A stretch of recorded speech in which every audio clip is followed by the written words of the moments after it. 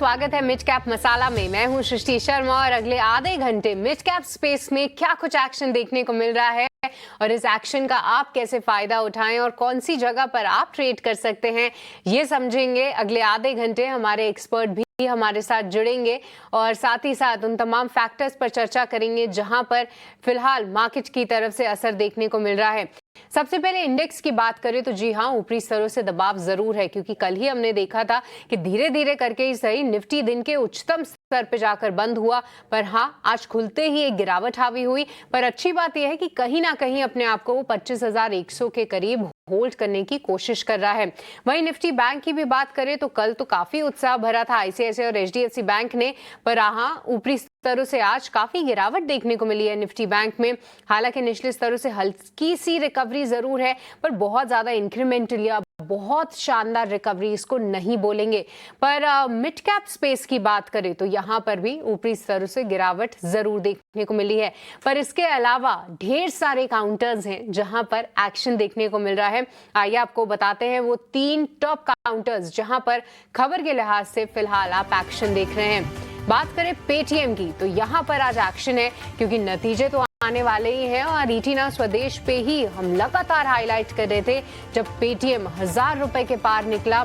और क्या कुछ अच्छे ट्रिगर्स हैं, क्या कुछ चिंताएं हैं, ये सब हमने आपको बताया। और देखिए स्टॉक रुकने का नाम नहीं ले रहा, आज भी 3% ऊपर है। वहीं एल&टी फाइनेंस यहाँ पर जो है नतीजे जरूर आए थे, हालांकि कोटक ने इसको डाउनग्रेड जरूर किया है, इसकी रेटिंग पर लक्ष्य बढ़ाया है। 2% जो है एल&टी फाइनेंस आज फिसलता हुआ नजर आया है। साथ ही साथ एमआरपीएल, क्योंकि आपने देखा था कल एमआरपीएल के शेयर में एक भारी गिरावट देखने को मिली थी, लगभग 2%, 7% की माफ कीजिएगा एक गिरावट थी। पर अब जो है देख रहे हैं हम कि निचले स्तरों से जो है एक डिसेंट रिकवरी बोलेंगे एमआरपीएल के शेयर में। तो ये थे कुछ मिड कैप स्पेस से काउंटर्स जहां पर आज अच्छा एक्शन देखने को मिल रहा है। पर इसके अलावा अगर दिग्गज कंपनियों से कुछ क्यूज लें तो जी हाँ, कुछ केमिकल कंपनीज, कुछ सीमेंट कंपनीज और कुछ न्यू एज कंपनीज यहाँ पर जो है अच्छा एक्शन जरूर है। पर ऐसे एक्शन भरे बाजार में आप क्या करें, आइए ये समझते हैं और स्वागत करते हैं हमारे आज के खास मेहमान का। हमारे साथ मानस जायसवाल जुड़ चुके हैं, उनका स्वागत करेंगे। मानस, आपका बहुत बहुत शुक्रिया अपना समय देने के लिए। सबसे पहले तो इंडेक्स पे ही अपना नजरिया दीजिए, क्या मायने लगाएं इसके ऊपरी स्तरों से गिरावट के, कैसे देख रहे हैं आप बाजार में ट्रेड? नमस्कार सृष्टि जी। तो देखिए, निफ्टी ने कल अपने 50 डे मूविंग एवरेज पे सपोर्ट लिया, लेकिन आज 20 डे मूविंग एवरेज एक हर्डल की तरह आ गया। 25,200 250 के ऊपर नहीं निफ्टी निकल रहा है।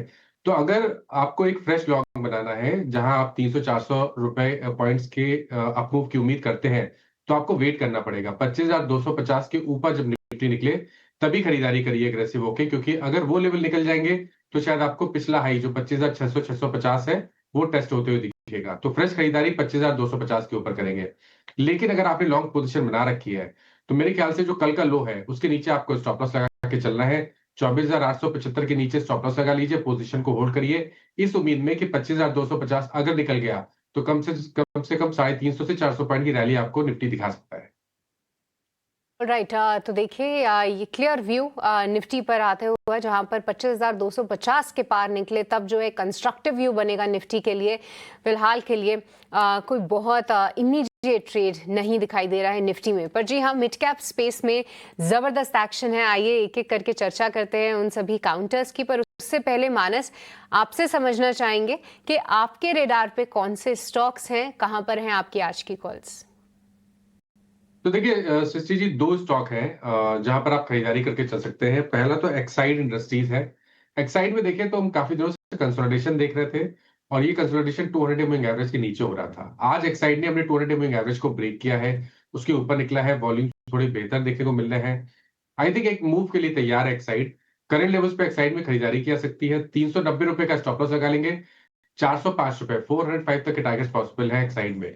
जो दूसरा स्टॉक है वो नेशनल एल्यूमिनियम का है। देखिए, काफी मेटल काउंटर्स ऐसे हैं जहां पर कोई न कुछ एक्शन देखने को मिल रहा है पिछले 2-3 सेशन से, और एक्साइड ने तो अपने पिछले हाई को भी ब्रेक किया है। तो यहाँ पर खरीदारी करने माफ करिएगा, नेशनल एल्यूमिनियम ने अपने पिछले हाई को ब्रेक किया है। तो नैल्को में करंट लेवल्स पे खरीदारी करेंगे, 195 का स्टॉप लॉस लगा लेंगे और 203 रुपए 203 के टारगेट सेट कर लिए हैं। ऑल राइट, तो यहाँ पर बाय कॉल्स आती हुई नायका पे यहाँ पर 230 के आप टारगेट्स लगा सकते हैं। देखिए जितनी भी न्यू एज टेक कंपनीज हैं वहाँ पर काफ़ी अच्छा एक्शन है। हम सुबह से ही देख रहे हैं कि इटर्नल जैसे स्टॉक्स में क्या जोश भरा हुआ है। पेटीएम, नायका, इन सभी को अगर हम एक कैटेगरी में डालें तो न्यू एज टेक्नोलॉजी कंपनीज ज़रूर बनेंगी। और साथ ही एक्साइड यहाँ पर भी आप खरीदारी करके चल सकते हैं। 405 के लक्ष्य, 390 का स्टॉप लॉस लगाना है।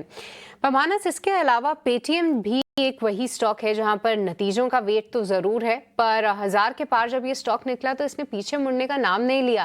पर आगे की चाल कैसे देख रहे हैं आप मानस, क्योंकि अब जब ये ब्रेकआउट हुआ है, अभी भी क्या मौका है इस ब्रेकआउट में पार्टिसिपेट करने का, या आप गाड़ी आगे निकल चुकी है? देखिए जो 24 दिसंबर के हाइस थे उसके आसपास स्टॉक ट्रेड कर रहा है, 1062 के आसपास के हाइस थे। अब पॉइंट ये है कि अगर एक बार ये 24 के हाइस को ब्रेक कर देगा तो फिर आपको एक नया मूव देखने को मिल जाएगा। तो मेरे ख्याल से तो अभी भी अपॉर्चुनिटी है। आपके पास दो ऑप्शन है, या तो आप करंट लेवल्स पे खरीदारी करके 1000 के नीचे स्टॉप लॉस लगा लें, और या तो आप ब्रेकआउट का इंतजार कर लीजिए। 106263 के ऊपर निकले तो खरीदारी करिए, और फिर आप स्टॉप लॉस 1040 का भी लगा सकते हैं। बट पैटर्न पॉजिटिव लगता है, तो अगर किसी के पास लॉन्ग पोजीशन है तो बिल्कुल बने रहिए और 1000 रुपए का स्टॉप लॉस लगा लीजिए। ठीक है, तो चलिए ये नज़रिया जो है पेटीएम पे आता हुआ, जी हाँ, एक काफ़ी शानदार मूव कहेंगे निचले स्तरों से इस पर्टिकुलर स्टॉक में। पर आज सीमेंट काउंटर्स में भी काफ़ी अच्छा जोश है। देखिए सीमेंट की बात अगर हम करें तो यहाँ पर वजह तो साफ है कि जिस तरीके की कमेंट्री आई है अल्ट्राटेक सीमेंट की तरफ से, उसको लेकर काफ़ी उत्साह भरा हुआ है ये सभी स्टॉक्स में, क्योंकि अल्ट्राटेक सीमेंट ने साफ कर दिया है कि जो वॉल्यूम के फ्रंट पे वो डबल डिजिट ग्रोथ देख रहे हैं। साथ ही साथ अगर बात करें प्राइजेस की तो वहां पे भी उनका कहना है कि प्राइजेस काफी स्टेबल है। कुछ ईस्टर्न रीजन जरूर है जहां पर एक अच्छा एक्शन देखने को मिल रहा है। मानस, कोई मिड कैप स्पेस से सीमेंट स्टॉक जो कि फिलहाल आपको पसंद आ रहा हो? क्योंकि देखिए खास तौर से कुछ एक स्टॉक्स अच्छा मूव तो जरूर दिखा रहे हैं, जैसे कि इंडिया सीमेंट्स, अल्ट्राटेक की कंपनी है अब ये, यहाँ पर भी पॉजिटिव कमेंट्री आई थी, लगभग 6.5% की तेजी है। दूसरा बड़ा क्यों कि उन्होंने बोला कि ईस्ट रीजन में प्राइजेस जो है वो काफी अच्छी तरीके से होल्ड कर रहे हैं, जहां पर स्टार सीमेंट का दबदबा है, उसमें एक अच्छा मूव। क्या मायने लगाएं इस मूव के, और इसके अलावा कोई स्टॉक जहां पर आपको भरोसा आ रहा हो? तो देखिए अगर हम मिड कैप की तरफ देखें तो आपने दोनों स्टॉक कवर कर लिए हैं, स्टार सीमेंट और इंडिया सीमेंट। ये दोनों चार्ट्स काफी अच्छे लगते हैं। इन दोनों में से अगर एक पिक करना होगा तो वो इंडिया सीमेंट होगा। उसका रीजन ये है कि देखिए यहाँ पर हम कंसोलिडेशन देख रहे थे और आज एक फ्लैग पैटर्न का ब्रेकआउट है। तो इंडिया सीमेंट में आप अभी भी अपॉर्चुनिटी दिखती है। करंट लेवल्स पे आप खरीदारी कर सकते हैं। स्टॉप लॉस आपको 344 के नीचे लगाना है। एक पोजीशन ट्रेड लें और 400 रुपए के टारगेट सेट करके चलिए। ऑलराइट, तो अगर दोनों में से कोई एक पिक करना ही है तो वो इंडिया सीमेंट ज़्यादा बेहतर लग रहा है चार्ट्स पे, फिलहाल उसको ध्यान में ज़रूर रखेंगे। कल हमने देखा था कि कुछ और सीमेंट काउंटर्स, एसीसी, अंबुजा जैसे स्टॉक्स भी अच्छा मूव दिखा रहे थे। पर अब चर्चा करते हैं उन काउंटर्स की जहां पर आज के बाजार में प्रेशर है, और आप स्क्रीन पे देखेंगे कि फार्मा काउंटर्स पर आज काफ़ी प्रेशर देखने को मिल रहा है।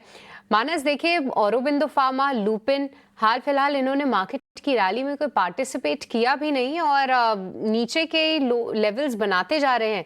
पर इसके अलावा मानस, कुछ एक ऐसे स्टॉक्स जो कि हाल फिलहाल अच्छा मूव दिखा रहे थे, जिसमें ग्रैन्यूल्स ले लीजिए, आप नैटको ले लीजिए, यहाँ पर भी एक थोड़ा सा रिवर्सल है।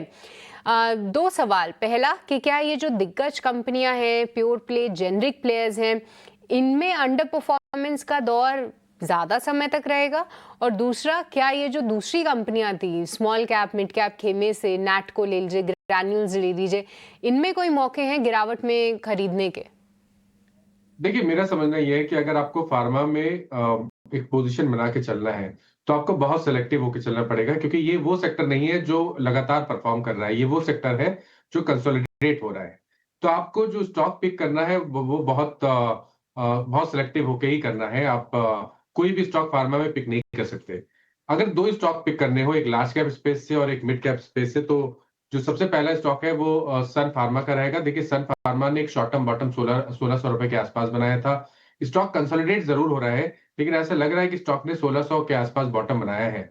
तो अगर एक पोजिशनल ट्रेड लेना हो थोड़े से लंबे समय के लिए तो 1600 के स्टॉप लॉस से सन फार्मा में इस उम्मीद से खरीदारी की जा सकती है कि अगर ये 1740 के पार निकलेगा तो कम से कम 1900 रुपए तक के भाव आपको दिखा देगा।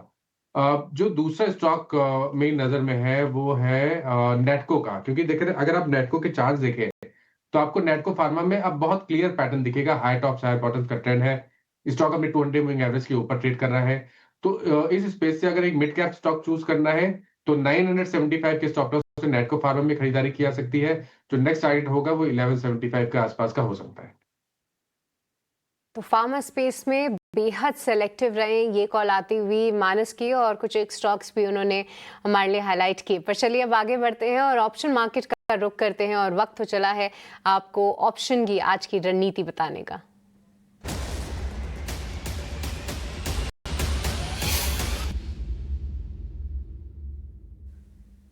तो आज ऑप्शंस के चैंपियन की रणनीति बताने के लिए हमारे साथ कोटक सिक्योरिटीज के अमोल अठावले जुड़ चुके हैं। अमोल, आपका बहुत बहुत स्वागत है। बताइए ऑप्शंस में क्या रणनीति अपनाएं फिलहाल? जी नमस्ते and good afternoon.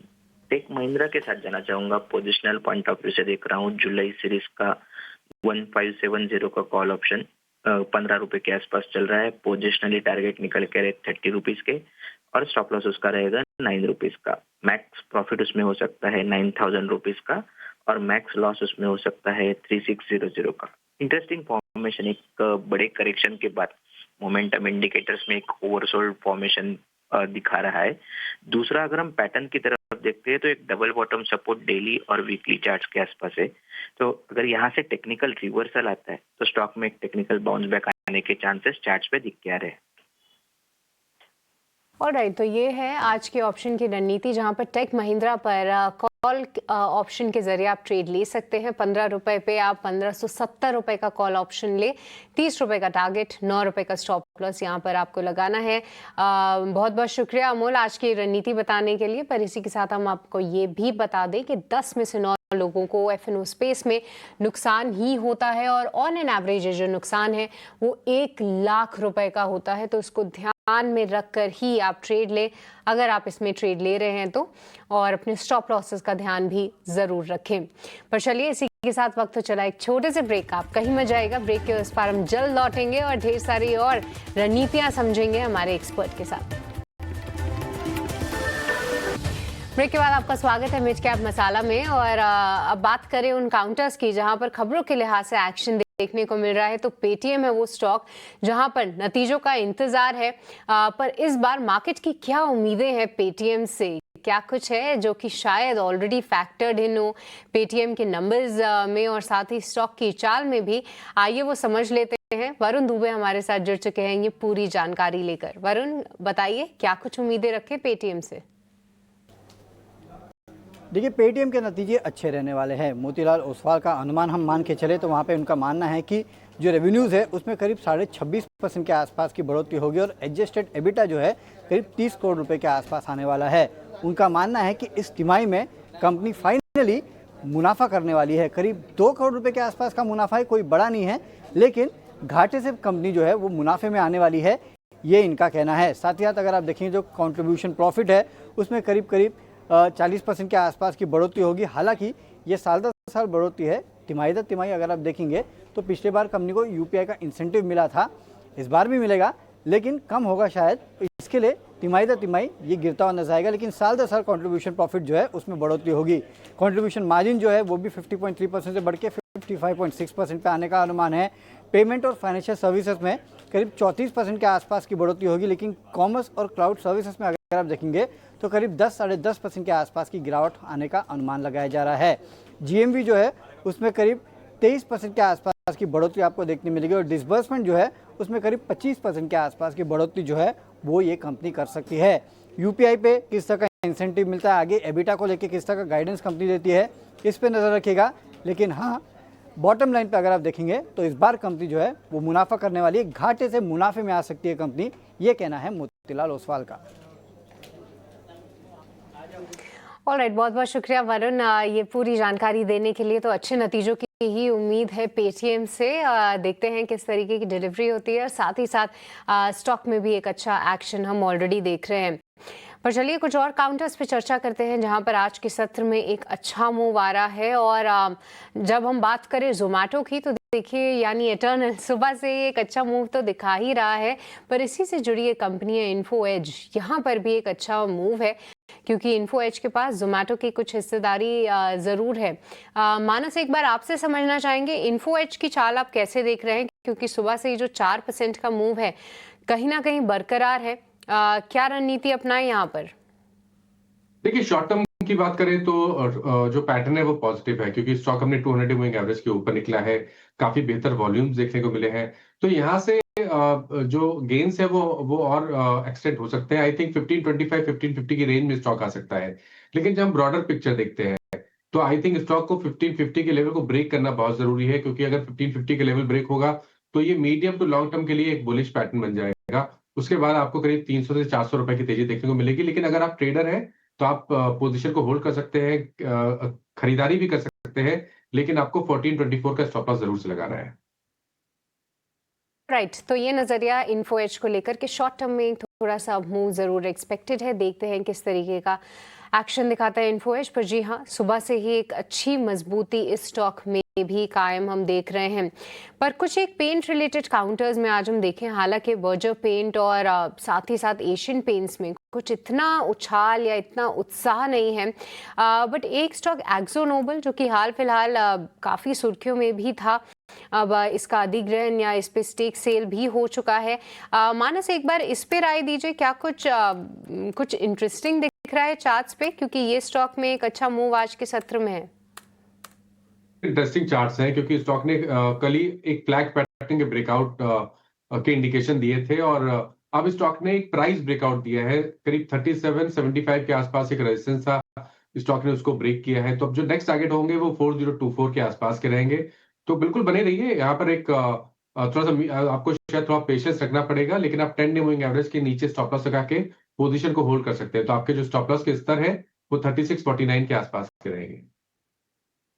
Manas, chemical space पे क्या व्यू बन रहा है, क्योंकि देखिए कल हमने देखा था जो कि लीडर है स्पेस का एग्रोकेमिकल स्पेस में यूपीएल, वहां पर एक ब्रेकआउट रहा।